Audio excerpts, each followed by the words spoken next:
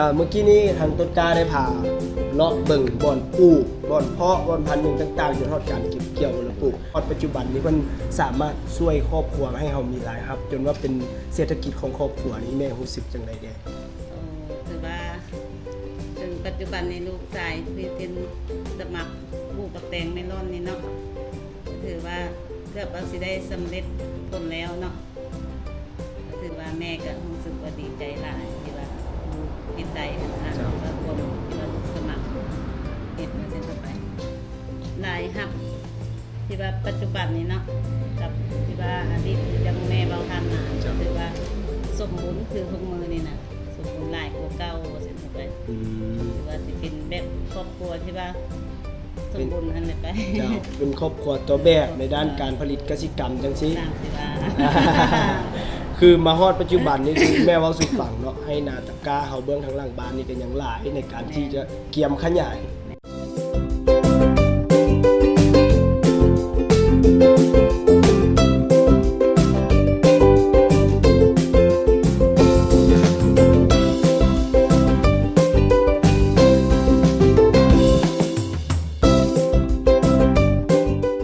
จากเป็นผู้ศึกษาอยู่ YouTube ศึกษาจากสื่อสังคมออนไลน์เรื่องของการปลูกเห็นว่าจะมีรายรับครอบครัวได้มาลงทุนให้ของปลูกของอย่างต่างๆผมสามารถสร้างว่าเป็นเศรษฐกิจครอบครัวมีรายรับครอบครัวแล้วกำลังที่เป็นครูฝึกตั้งแต่ตอนยังน้อยท่านผู้ชมกำลังที่ไปบอกวิธีปลูกวิธีปลูกโฮงเฮือนอย่างต่างๆเนาะมาฮอดปัจจุบันนี้ถือว่าบ่ธรรมดาได้บัดนี้ก็ถือว่า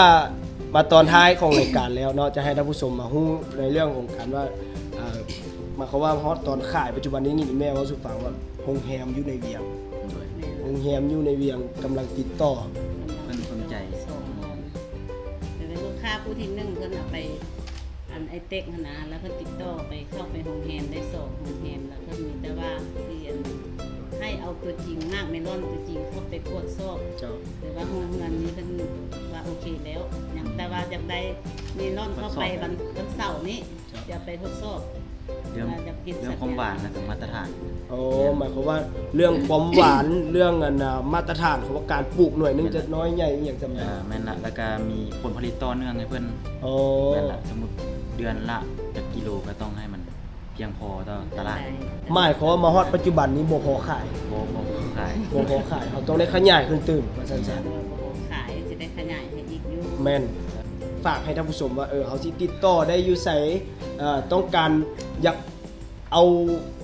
การปลูกผลิตของพวกเขานี่นะเนาะการผลิตของพวกเขานี่ไปเฮ็ดอยู่ครอบครัวตัวเองต้องมาติดต่อหาต้นกล้าหรือว่าหาแม่ได้จังได๋แนวไหนต้นกล้าฝากสำหรับผู้ที่สนใจเนาะอยากปลูกเมลอนนะแม่นให้ติดต่อเข้ามาทางฟาร์มได้เลยหรือว่าเป็น Facebook ก็ได้นะโอเคถือว่ามื้อนี้พวกเราเรียนรู้หรือว่ารับรู้เรื่องราวในการปลูกเฮ็ดให้ครอบครัวมีเศรษฐกิจที่ดีขึ้นอยู่ที่บ้านไหย้อนกลุ่มสะฟื้อเมืองธุรคมแขวงเวียงจันทน์เนาะอันนี้ถือว่าเป็นวัยหนุ่มต้นแบบในการผลิตกสิกรรมฝากถึงวัยหนุ่มทุกๆคนเนาะผู้ที่ลิ้นสื่อสังคมออนไลน์ลองมาเบิ่งแล้วมาศึกษาเรื่องแบบนี้เบิ่งว่ามันสิมีผลประโยชน์กับตนเองบ่คือวัยหนุ่มผู้นี้น้องชายต้นกล้าที่ว่าเกือบว่าประสบผลสำเร็จแล้วในการของปลูกและก็เฮ็ดธุรกิจเฮ็ดเศรษฐกิจครอบครัวมากเมลอนนี่